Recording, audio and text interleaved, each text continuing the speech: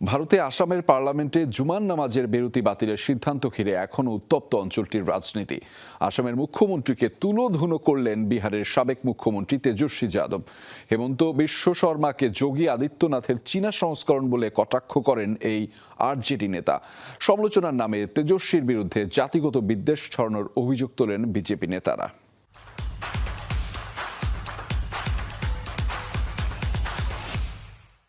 তার আপনার মুসলমান মানুষ নাই, জেনারেল মানুষ আছে।